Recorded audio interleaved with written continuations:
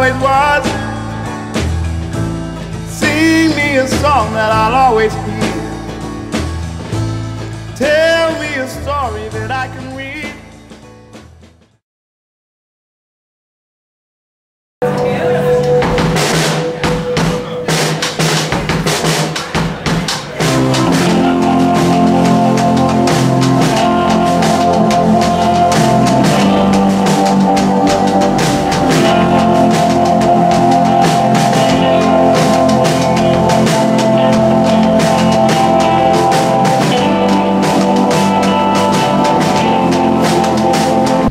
Hi, it's Rob Mitchell for Tunes and T.O., and we're here at Canadian Music Fest, and I'm here with two of the members of Caveman from New York City, Stefan and Jeff. Welcome back to Toronto. Oh, thank you for having us. It's good to be back. I was wondering, I like the dichotomy of the name Caveman and a band from New York City. A lot of people have the opinion that New York is a very culturally advanced city. It's on the cutting edge, and Caveman's kind of prehistoric. So could you kind of talk about how you came up with the name Caveman? Well, there's a variety of backstories. I could come up with a really good lie right now, but none are coming to mind. So we bang on a lot of drums. That's pure and simple, really.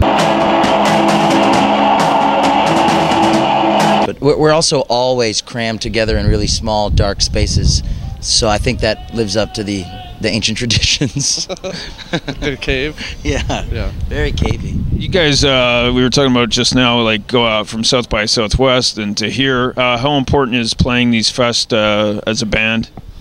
It's as important as anything that a band can possibly do. You get to play as many shows as possible to as many people as possible, and what more could a band ask for, really? I mean, yeah. I mean, you struggle as a band and you play, and like you build it up. You're like, okay, we got a show in 3 weeks. Well, we just did 12 shows in 4 days, so. The amount of stuff you learn in 1 day is great. Like today we played 3 times, and by this last show I felt like I was picking up on all this other stuff I hadn't checked out before. Somehow we played so many shows together the last 2 years, but stuff still emerges, you know.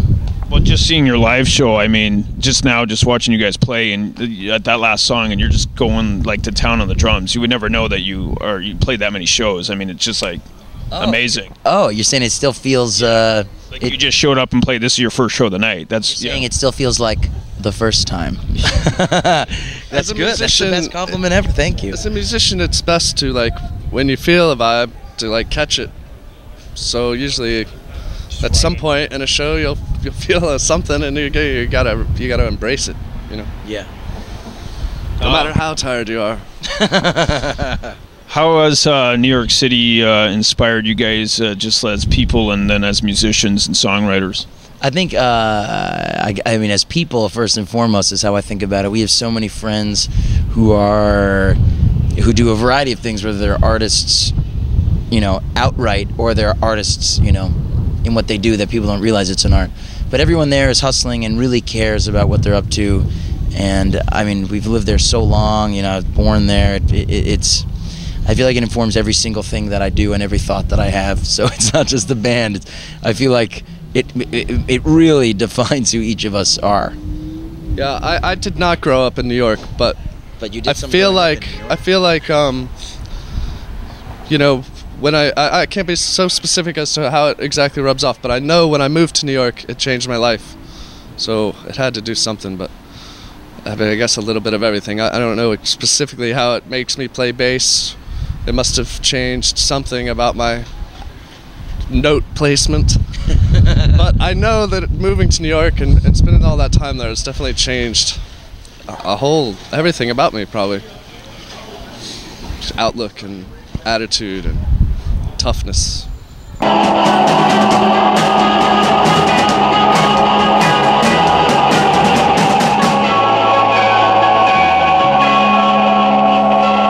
And you guys put out Coco Beware November 15th, and I was reading about the title of that, and the first thing that comes to my mind is obviously that wrestler from the 80s, and then I'm sure that's not what that title's about. Well, I think he's the gateway drug to a whole world of phenomena, and I think, you know, he's step one, and then that's the rabbit hole. He's the guy. I think from there we sort of just felt like it was a good point of entry to a very weird and haunting vibe.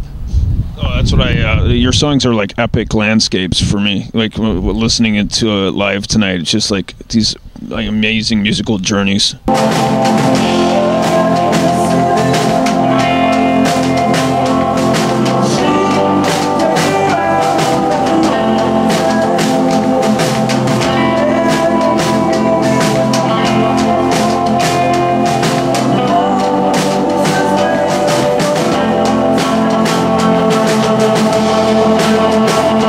What's your songwriting process like to create these songs?